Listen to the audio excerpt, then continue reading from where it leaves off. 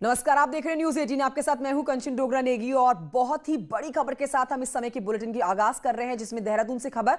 भर्ती को लेकर सीएम की मीटिंग होगी आज। विभागों में भर्ती को लेकर सीएम बैठक करने वाले हैं। बहुत ही अहम बैठक होने वाली है, जिसमें आज शाम का 4 बजे का समय है। सचिवालय में ये मीटिंग होने वाली है। आयोग बोर्ड के अफसर होंगे इस मीटिंग में शामिल। लोक सेवा अधीनस्थ सेवा आयोग के अफसर रहेंगे मौजूद। शाम के 4 बजे का समय जब ये बैठक की जाएगी, मुख्यमंत्री त्रिवेंद्र सिंह रावत की अध्यक्षता में चिकित्सा सेवा चयन बोर्ड के अफसर भी इस बैठक में मौजूद रहने वाले हैं। तो भर्ती को लेकर आज शाम के 4 बजे का समय जब ये बैठक की जाने वाली है, मुख्यमंत्री त्रिवेंद्र सिंह रावत इस बैठक में मौजूद रहने वाले हैं और कई बड़े अधिकारी भी मौजूद रहेंगे इस बैठक में, जिसमें आयोग बोर्ड के अफसर मीटिंग में शामिल होंगे। लोक सेवा अधीनस्थ सेवा आयोग के अफसर भी इस बैठक में शामिल होने वाले हैं। चिकित्सा सेवा चयन बोर्ड के भी ऑफिसर्स इस मीटिंग में मौजूद रहेंगे।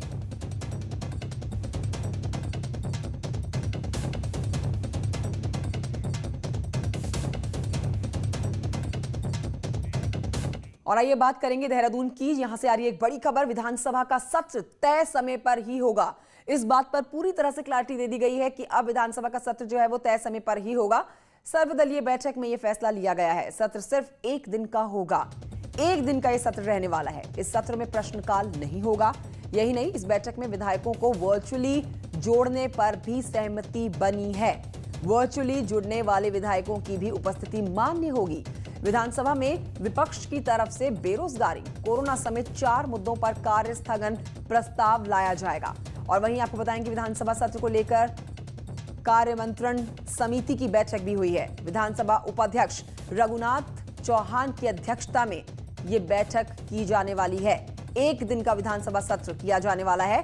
संसदीय कार्य मंत्री मदन कौशिक और उपनेता प्रतिपक्ष करण माहरा, पूर्व स्पीकर गोविंद कुंजवाल शामिल हुए।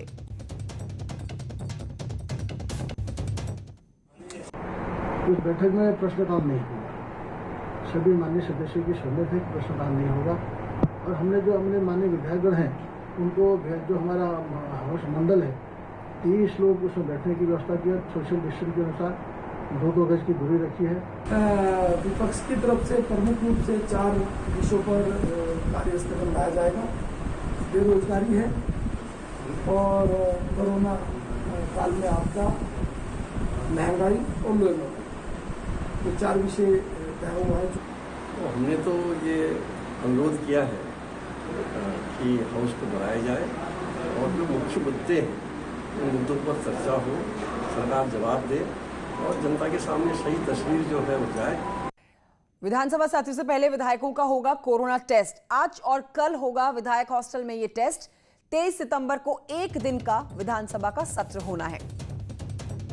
आज और कल का समय जब कोविड टेस्ट किया जाएगा तमाम विधायकों का, और 23 तारीख को महज 1 दिन का ये विधानसभा का सत्र किया जाएगा, जिसकी तैयारियां की जा रही हैं। 23 तारीख, उससे पहले आज और कल कोविड टेस्ट बेहद जरूरी तमाम विधायकों के लिए। इस बीच आपको एक और बड़ी खबर बता दें, विधानसभा अध्यक्ष प्रेमचंद अग्रवाल कोरोना पॉजिटिव पाए गए हैं। रैपिड एंटीजन टेस्ट में स्पीकर प्रेमचंद की कोरोना रिपोर्ट पॉजिटिव आई है। 23 सितंबर से विधानसभा का सत्र हो रहा है। 23 सितंबर को महज 1 दिन का ये विधानसभा का सत्र है, जिसे चलाने के लिए पूरी तैयारियां की जा रही हैं। आज और कल टेस्ट होने हैं तमाम विधायकों के। कोविड रिपोर्ट नेगेटिव आने के बाद ही शामिल हो सकते हैं इस बैठक में। वर्चुअली भी विधायक जुड़ेंगे इस बैठक में। इस बीच आपको एक और बड़ी अपडेट दे देते हैं। नेता प्रतिपक्ष इंदिरा हृदयेश को गुरुग्राम के मेदांता अस्पताल में भर्ती करा दिया गया है। उनका इलाज चल रहा है। कल एयरलिफ्ट किया गया था, इनको गुरुग्राम पहुंचाया गया। कोरोना रिपोर्ट पॉजिटिव आई थी और चेस्ट इन्फेक्शन के साथ ही निमोनिया की शिकायत थी। इससे पहले देहरादून के अस्पताल में भर्ती थी, जबकि कल ही उन्हें हल्द्वानी से देहरादून लाया गया था और कल में एयरलिफ्ट किया गया दिल्ली के लिए।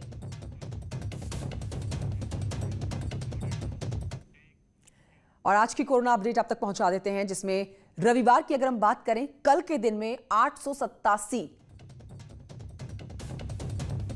माफ कीजिए 878 नए केसेस सामने आए हैं। ये कल के जिसमें 40,000 के पार पहुंच चुका है पूरे प्रदेश भर में कोरोना संक्रमित लोगों का आंकड़ा।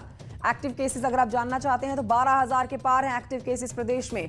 12,455 बिल्कुल सटीक संख्या आपको बता रहे हैं। मरने वालों की संख्या अब 491 हो चुकी है, लगभग 550 को पहुंचने वाली ये संख्या।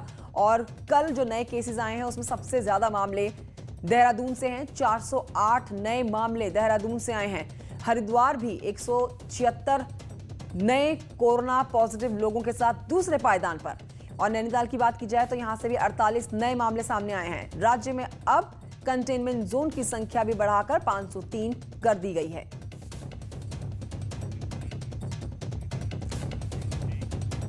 एक और बड़ी अपडेट आप तक पहुंचा देते हैं। राज्य में बढ़ते हुए कोरोना के संक्रमण के बीच में अस्पताल अब ओवरलोडेड हो चुके हैं। ओवरलोड होने की स्थिति में अस्पताल हैं। सरकारी से लेकर प्राइवेट हॉस्पिटल्स में बेड की संख्या तो बढ़ाई गई है, लेकिन मरीज भी लगातार बढ़ रहे हैं। मरीजों की संख्या लगातार बढ़ रही है। देहरादून के कोविड अस्पताल की अगर हम बात करें तो यहां पर अस्पताल में सामान्य वार्ड के 359 में से 40 बेड खाली पड़े हैं महज, लेकिन आईसीयू के सभी 35 बेड फुल हो चुके हैं।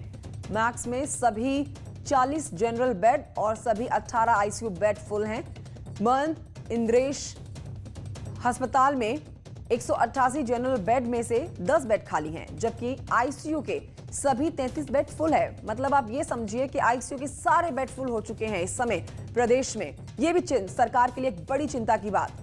कैलाश अस्पताल में जनरल के सभी 86 बेड फुल हैं। आईसीयू के सभी 26 के 26 बेड फुल हो चुके हैं। इसी बीच ये भी जानकारी आपको दें कि ऋषिकेश एम्स में जनरल 200 बेड्स हैं, जिनमें से अभी 100 खाली हैं, लेकिन आईसीयू के जो 100 बेड हैं उसमें से 65 ही खाली बचे हैं। पिछले लगातार कई महीनों से कह रहा हूं कि राज्य में सरकार की स्वास्थ्य सेवाओं की जो हालत है वो ठीक नहीं है। राज्य में रोजाना जो मौतें हो रही हैं, राज्य में रोजाना जो संक्रमितों की संख्या बढ़ रही है, वो डराने वाली है। वे सुशीला तिवारी में इलाज नहीं कराना चाहती थी, जबकि टेस्ट वहीं हुआ और उनका अपना विधानसभा क्षेत्र में है। दूसरा, देहरादून उनको एयरलिफ्ट करके लाया जाता है तो मैक्स चिकित्सालय के चिकित्सकों की राय को नहीं मानती। फिर तीसरे चिकित्सालय में ले जाया जाता है तो वो भी पसंद नहीं है। अब उनको गुड़गांव जाना था तो गुड़गांव भी उनको एयरलिफ्ट किया गया। इन सारी सुविधाओं को प्राप्त करने के बाद कांग्रेस के नेता ऐसी तर्कहीन बातें बोलते हैं। और आइए सारी अपडेट पूरे दिन का हाल जानते हैं। कल आए कोविड के नए मामलों के बारे में जानकारी लेते हैं। मेरे सहयोगी दीपांकर भट्ट से हमारे साथ देहरादून से जुड़ चुके हैं। दीपांकर भट्ट, दो बड़ी बातें जो आज की हमने अपडेट अपने दर्शकों तक पहुंचाई है, उसमें यह है कि एक तरफ तो इस बात में क्लैरिटी दे दी गई है कि अब विधानसभा का सत्र होगा ही होगा, चाहे वो एक दिन का हो 23 सितंबर को, और दूसरी तरफ पूरे प्रदेश के अंदर जो आईसीयू के बेड्स हैं वो फुल हो चुके हैं। सरकार के लिए बहुत ज्यादा चिंता की बात है। एक तरफ उसने इस बात को साफ कर दिया है कि विधानसभा का सत्र होगा ही होगा, जिसके लिए आज और कल विधायकों का कोविड टेस्ट भी होना है, और दूसरी तरफ पूरे प्रदेश के अंदर आईसीयू बेड जो हैं वो फुल हो चुके हैं।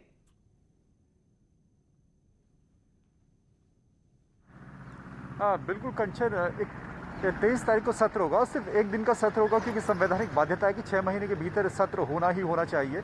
और आज 21 और कल 22 तारीख को विधायकों को कोरोना टेस्ट होगा और कोई भी विधायक बिना आरटीपीसीआर टेस्ट रिपोर्ट के विधानसभा के अंदर दाखिल नहीं हो पाएगा। हालांकि प्रेमचंद अग्रवाल जो विधानसभा स्पीकर हैं, इंदिरा हृदयेश नेता विपक्ष, इसके अलावा और भी कई विधायक हैं जो कोरोना पॉजिटिव आए हैं। और इन 2 दिन के टेस्ट में भी क्या कोई विधायक कोरोना पॉजिटिव आएंगे? तो जो 70 की संख्या है, 70 की संख्या में सभी विधायक विधानसभा में पहुंचेंगे, बहुत मुश्किल है। हालांकि व्यवस्थाएं पूरी विधानसभा के अंदर की गई हैं कि 70 विधायकों को बैठाया जा सके, सोशल डिस्टेंसिंग पूरी रहे, मास्क सैनिटाइजेशन की व्यवस्था पूरी रहे, लेकिन विधायकों की संख्या 70 पूरी नहीं होगी, ये बात अब साफ हो चुकी है। जो दूसरा सवाल आपने पूछा कि आईसीयू के बेड्स का नंबर अब घट रहा है, आईसीयू में संख्या बढ़ रही है मरीजों की, तो जो आंकड़ा हमने दिखाया है देहरादून के अंतर्गत है। देहरादून के जो हॉस्पिटल्स है वहां पर आईसीयू के जो बेड है वो फुल चल रहे हैं। हालांकि ऑक्सीजन बेड्स के साथ 1000 के आसपास बेड यहाँ महाराणा प्रताप स्टेडियम में तैयार किए जा रहे हैं। इसी तरीके से हल्द्वानी नैनीताल में व्यवस्था की जा रही है जहाँ पर ऑक्सीजन एडेड बेड्स हो। लेकिन आपका सवाल यहाँ पर बिल्कुल सही है कि आईसीयू एडेड जो बेड है या आईसीयू मैंने ये दो चीजें इसलिए एक साथ जोड़ी कि एक तरफ विधानसभा का सत्र हो रहा है, दूसरी तरफ प्रदेश के अंदर कोरोना के मरीज बढ़ रहे हैं और आईसीयू के बेड फुल हो चुके हैं। ये दो चीजें इसलिए एक साथ जोड़ी गई हैं क्योंकि ऐसे में बड़ा सवाल ये है, जब ये साफ कर दिया गया है कि कुछ विधायक जो है वर्चुअली भी जुड़ सकते हैं इस एक दिन के सत्र के साथ, तो फिर इस विधानसभा के सत्र को कराने की जरूरत ही क्या थी? सबको वर्चुअली कनेक्ट किया जा सकता था और इसके लिए इतना तामझाम भी किया जा रहा है, तमाम विधायकों के कोविड टेस्ट भी कराए जा रहे हैं। हालांकि इस बात पर सफाई आ चुकी है कि अब एक दिन का सत्र होगा तो मतलब होगा ही।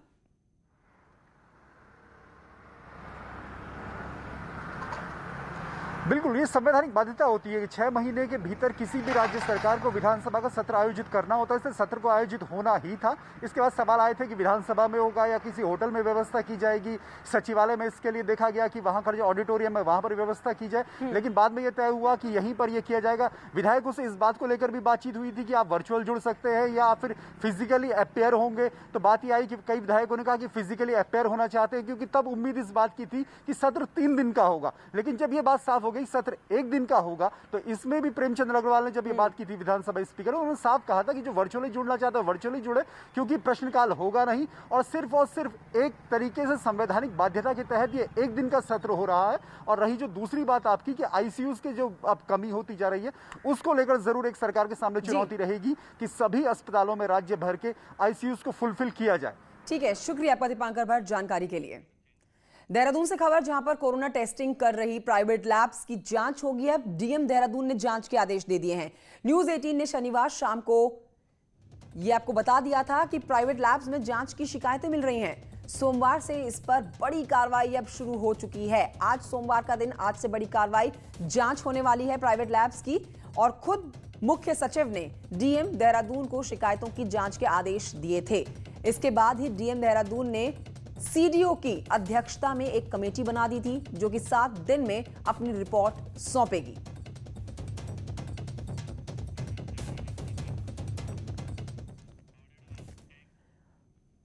कोटद्वार से खबर, जहां के कोविड केयर सेंटर में शराब पार्टी के मामले में प्रशासन ने जांच शुरू कर दी है। सेंटर में भर्ती युवकों की शराब पार्टी करते हुए फोटो जो है वो सोशल मीडिया पर वायरल हुई और बाद में इसके स्वास्थ्य विभाग में हड़कंप मच गया।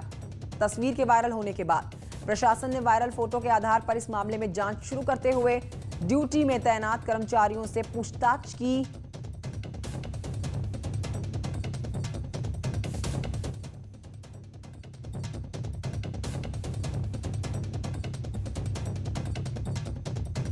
प्रशासन की ओर से इस बात का भी पता लगाया जा रहा है कि आखिर कोविड सेंटर के अंदर शराब की बोतलें किसने पहुंचा दी। वहीं इस पूरे मामले को बढ़ता हुआ देख स्वास्थ्य विभाग ने भी युवकों पर कोविड सेंटर में हंगामा काटने के आरोप लगाते हुए पुलिस में शिकायत की, जिसके बाद पुलिस ने 8 युवकों के खिलाफ मुकदमा दर्ज कर लिया।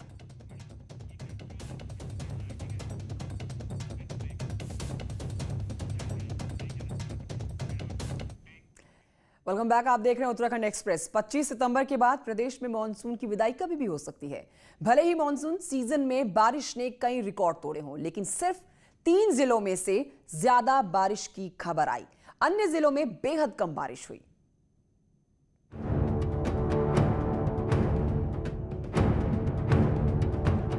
उत्तराखंड में इस साल मानसून सीजन में 17% कम बारिश दर्ज हुई है। चंपावत जिले में सबसे कम 592.1 mm बारिश हुई है, जो सामान्य से 47% कम है।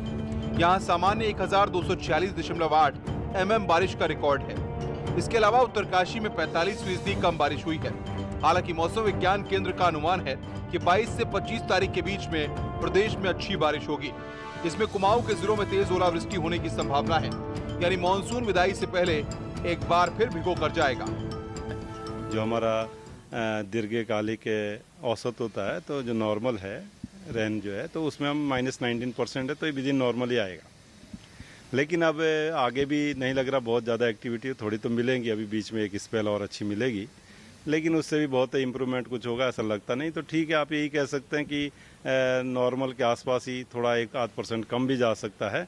और बाकी ये कि है नेगेटिव साइड में हम लोग नॉर्मल के जो है जो -19 से +19 की एक सीमा है, तो -19 के आसपास ये रहने वाला है। सितंबर तक हुई बारिश पर नजर डालें तो राजधानी देहरादून, नैनीताल, हरिद्वार और अल्मोड़ा में बेहद कम बारिश हुई है, तो सामान्य स्तर तक भी नहीं पहुंच पाई। वहीं पिथौरागढ़ और बागेश्वर जैसे जिलों में बारिश के सारे रिकॉर्ड इस बार टूट गए। प्रदेश में भले ही मानसून सीजन में कम बारिश हुई, लेकिन अब भी मौसम वैज्ञानिक इस उम्मीद में हैं कि जाते जाते मानसून अच्छी बारिश देकर जाएगा। न्यूज़ 18 के लिए देहरादून से भारती सकलानी की रिपोर्ट। बढ़ते हैं आगे, उत्तरकाशी के भटवाड़ी ब्लॉक के सालंग गांव की बात करते हैं, जहां के ओडार पोला गांव को जोड़ने वाला लकड़ी का छोटा सा पुल क्षतिग्रस्त हो गया। ओडार और पोला गांव का एकमात्र रास्ता होने के चलते ग्रामीणों की परेशानियां बढ़ गई हैं। पुल की लकड़ी सड़ रही है और नीचे पानी का तेज बहाव है, जिससे किसी भी समय कोई भी बड़ा हादसा हो सकता है। 700 से ज्यादा जनसंख्या वाले ग्रामीण रोजाना इसी पुल से आवाजाही करते हैं।